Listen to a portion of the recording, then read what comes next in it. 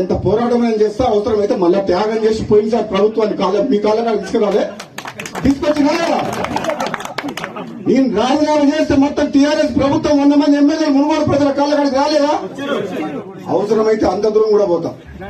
నేనైతే భయపడా, మీ అందరికి మాటిస్తున్నా మళ్ళా. కానీ నేను అందరిలాగా పదవులలోకి పోయి పైరవులు చేసి దోచుకునేటోళ్ళు అయితే కాదు.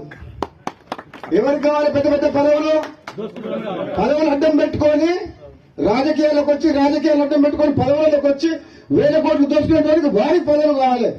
ఎంత పోరాటం నేను చేస్తా అవసరమైతే మళ్ళా త్యాగం చేసి పోయినసారి ప్రభుత్వాన్ని మీ కాళ్ళ తీసుకురాలే తీసుకొచ్చినా నేను రాజీనామా చేస్తే మొత్తం టీఆర్ఎస్ ప్రభుత్వం 100 మంది ఎమ్మెల్యేలు మునుగోడు ప్రజల కాళ్ళ కాడికి రాలేదా? అవసరమైతే అంత దూరం కూడా పోతా.